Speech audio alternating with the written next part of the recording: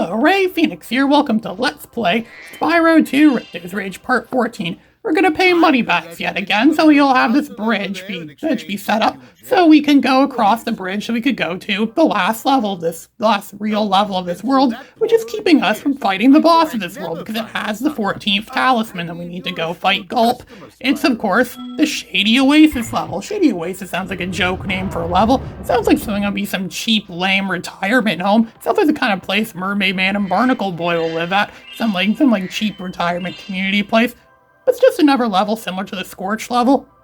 Several level, it looks like Agrabah from Aladdin, some sort of like Aladdin wannabe kind of level where we're going to be taking on those fuggy troops again with those swords, and they're going to be like attacking us. They also look like some of the thugs that appeared in some Howard the Duck comic ones where they attacked Howard the Duck's apartment. They captured Howard the Duck and his girlfriend Beverly, and they brought them to some place called Bagmon, some Middle Eastern place called Bagmon. We're gonna fight against these Middle Eastern thugs. That was a pretty good issue. Yeah, I really like Howard the Duck. I really need to reread Howard the Duck at some point. Those thieves look like those thieves that had the eggs in the first Spyro. They even do that same laugh. Ow, ow, ow, ow, ow, ow, ow. I knew a kid in middle school that did that exact laugh once too. It was pretty eerie actually how he could laugh. It's almost like they got that kid to do the voice acting for this game. But considering when that kid would have been born, I highly doubt they actually got that kid to do the voice acting for this game. I don't know who was doing that voice acting. I don't know who it was. It doesn't really say, the credits don't really say like who voiced who, if you get what I'm saying. It just lists a long list of voice actors. It doesn't actually say like who they were, except for where it says Tom Kenny is the voice of Spyro. I think it does list like, oh, such and such as such and such for some of the other voices. It doesn't really give much information on like some of those odd characters that aren't really like main characters like that thief that goes, oh, we saw them in Spyro 1, and he's back in this game. They probably just reused that same voice clip from Spyro 1. This game obviously was made by the same people who made the first Spyro game, so it would only make sense for them to reuse assets from the first Spyro game. A lot of game sequels do that, assuming they're made by the same people who made the first game. They just reuse the assets, so it's less work for them to do. They definitely did a lot of that with this game. They just took Spyro's model from the first game and updated it a little bit. You can tell his model has been tweaked a little bit. It does have a few minor differences from how it was in Spyro 1. They also changed the engine a little bit. The engine does have a few improvements over the Spyro 1 engine, but that's expected. They're going to make improvements. That's why game sequels are usually better than the first one. Some person told me that Blinks 2 is better than the original Blinks, but I disagree with that. Blinks 2 maybe is the reason why I don't have much hair anymore, because I ripped it all out playing Blinks 2. It's like Sonic Adventure 2, where you have to constantly play for so much crap just so you can have a few minutes of what the game was supposed to be. And now my Xbox, my original Xbox that I had, is officially dead now. It's the second Xbox I've owned. I've been for 2 Xboxes now, and both of them are now dead, simply from regular usage. I don't think it's worth it anymore for me to keep going through my files, my Xbox, to keep buying new Xboxes for those few games I like on it. So those videos I made of Xbox games years ago, that I have on my channel, made about 5 years ago, those videos are now historic archives, essentially. It's like something we're never going to see again, unless Xbox emulation gets better. Unless that happens sometime soon, but until then, I'm probably not going to be making any Xbox videos anytime soon. I actually did make a few Xbox videos like 5 years ago, where I played through Quantum Redshift, I think the Sega Rally game on Xbox, and I think that was about it. I don't know if I made any other videos on Xbox games. There are many videos on Blinks, I know that for sure. Blinks is kind of a hard game to make videos of, unless you're doing a full playthrough. It's kind of hard for me to do. I never beat Blinks before. Apparently it's very common for people to play that game to give a sigh of relief whenever a level is done. More of like the kind of game you play if you want to torture yourself rather than actually have fun of a game. But it's fun for some people, and some people really like Blinks. I have an IRL friend that really likes Blinks, to a point where he draws fan art of Blinks. He's just some cat Microsoft intended to be as their mascot.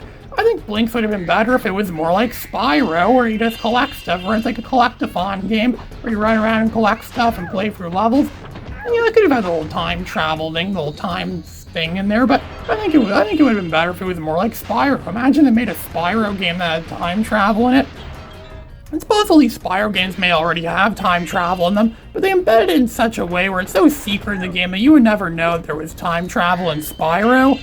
Because it doesn't show, I know, because some levels look like they might be set in medieval times. Some levels look like they're set in like ancient Saudi Arabia or somewhere like that. And some levels look like they're set in the future, where they have where they have robots, like sophisticated robot technology and sci-fi technology. I guess you could call Spyro sci-fi in a way. It's more fantasy-like than sci-fi. Then again, it's not really much like Lord of the Rings, which is kind of good for someone like me, because I don't like Lord of the Rings that much. Lord of the Rings is a bunch of nonsense that someone wrote into a book and somehow it got translated into a movie that you could watch on your TV. I think it's all a bunch of nonsense, and yet people are obsessed with it.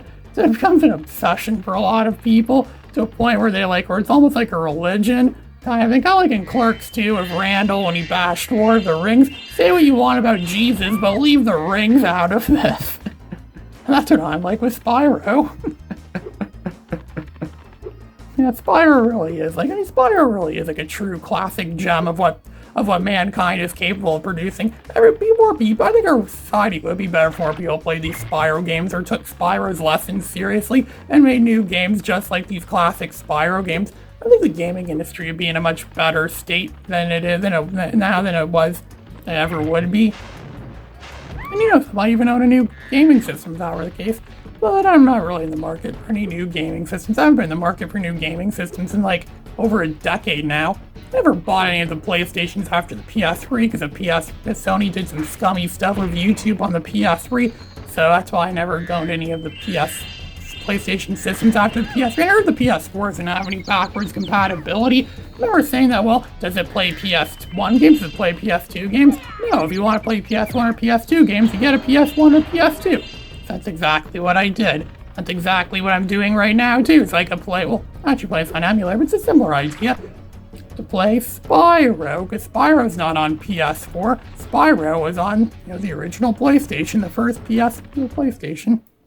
This is just something that we need the head bashing for. This is one of the two levels in the Autumn Plains that we cannot get 100% complete because we need the head bash move, which we don't get until we're in the Winter Tundra. And to get to the Winter Tundra, we need to complete this level, so it's not possible to complete this level in one attempt. I know, maybe Ulii, whoever his name is, maybe he found some sort of way to get through this, only doing one attempt. He can figure out how to do anything in any game ever. That's because his life is video games. He applies everything in video games to real life. Like green goo, for example, is fatal. I've seen green goo like that in real life. I mean, they make ice cream that looks like that. They make gelato or whatever it is that looks like that. Even toothpaste kind of looks like that a bit. Or if he was ever scared of toothpaste, he's been scared of everything. Maybe they might develop a fear of toothpaste. I've heard of people that were scared of toothpaste before. I mean, there's pretty much any fear. I'm sure there's people that are scared of Spyro as well, too. Spyro is going to eat me. Imagine some kids just running home saying, oh, I had a nightmare. Spyro the Dragon is going to come and eat me. Like, who's Spyro the Dragon? He's the PlayStation mascot. I thought Crash Bandicoot was the PlayStation mascot. He's the other one. You mean there's more of them? Yeah, they have, different powers, different abilities. Yeah, mind blown. Just like Pokemon. There's so many. Spyro actually did catch on. I remember the demo disc, or one of the demo discs that had Spyro 2 on it. Also had a demo for Tiny Tank on it. I remember making a video about that years ago, Tiny Tank. Tiny Tank never caught on like Spyro, which I think is perfectly fair and perfectly justified. Spyro's a lot better than Tiny Tank. So we got the talisman for this level. It's a lamp. It's a genie's lamp. And we're just gonna find out that more of these thieves, these egg thieves we saw in the first Spyro game are back, and they stole a bunch of magical brass lamps. They probably have genies in them. You're supposed to rub them, and then Robin Williams will come out and grant you free wishes. That's probably why these thieves want them. They could probably rule the world with them. Imagine that, getting so many wishes from those lamps. You probably could rule the world, rule Avalar, make it overpower Ripto, or make Avalar into a sanctuary better than anything Ripto could have made it into.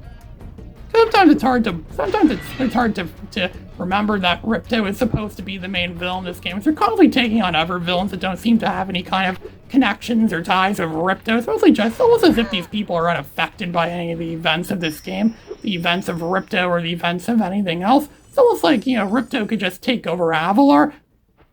And all the other dragon worlds and other worlds in this game would pretty much be left completely, like unaffected. Sounds like downplaying why we're going after Ripto, or why Ripto is such a big threat to us and why we have to go against him. I remember Mr. Plinkett said a similar thing about Star Wars. It's like, oh look, there's some average Joe. It's late for work while Anakin is terrorizing the Jedi Temple. Well, it pretty much downplays with the rebels destroying the Death Star, make it seem like we're not really affected by any of this stuff.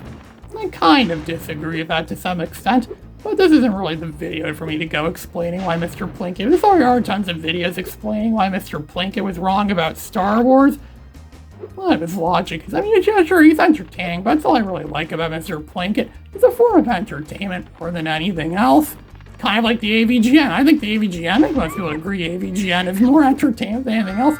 AVGN never reviewed any of these Spyro games before. What did he would think of these Spyro games? He'd probably just yell, what were they thinking, when he looks at all these games. I can imagine reviewing Spyro 4 most of all. I think that's when you probably get the most amount of funny content from is Spyro 4.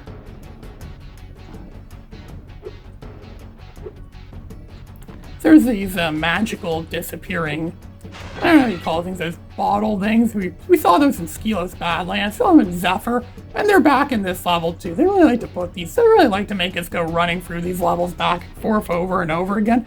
Like, the people in Insomniac really must have loved these levels so much they wanted us to play through them again, which I did that a lot as a kid. I used to play these levels all the time, even though I got them 100% complete. I found it fun to run through the levels and just, and play the mini games and go for and fight enemies. It's fun to do. That's why I think Spyro 2 has the most replayability out of any of the Spyro games on the PS1. It has more replayability than Spyro 3, I find a lot of the time.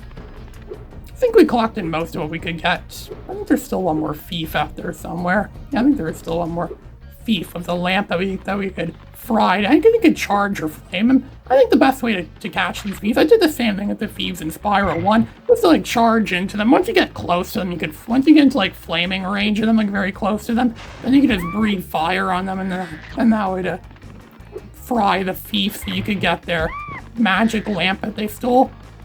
I don't know, I was thinking of that again. I almost got him there, you just have to get really close. This space, he seems to run at the same speed Spyro runs. Actually, there seems to be a consistent space cushion between the two if you charge at him. Unless you're going closer to the center of the circle, as you can see there when I was chasing him. There's the only real way you could outsmart these thieves. These thieves are mostly foolproof. That's why I have to rely on flaming them a lot of the time too. People at Insomniac really knew how to program AI into this game. This game is some of the smartest enemy AI I've seen at least for those kinds of enemies. I think LEGO Star Wars 3 has a pretty dumb AI. The AI is stupid in that game. You just kill a bunch of enemies and the rest of them will run away like they're freaking cowards. You're mostly clones and battle droids. Clones and battle droids are not supposed to be scared of each other. They're supposed to run away. They're supposed to fight until, they're dead pretty much. Or just to fight and serve and protect the army that they're from or the jurisdiction that they're from. They're not supposed to just run away like freaking cowards. See that one ate too many Big Macs? They make it look like apples, but it's really Big Macs. He ate too many Big Macs and now he grew so large that he could just, do a body slam. Kind of like those fat clowns in the Batman Returns video game that look like they ate too many Big Macs. And yet Big Macs aren't even that big anymore, I've noticed. They seem to keep making the portions smaller and smaller. It's not your imagination, it's reality. And this is also reality too. We got all 14 talismans in the game now. So now we could go and fight Gulp. She's assassin. So you want to fight Gulp? Well, actually, there's something else I want to do before I go take on Gulp. There's technically one more level in this world. Icy Speedway, I think is what it's called. Ray Phoenix, signing out.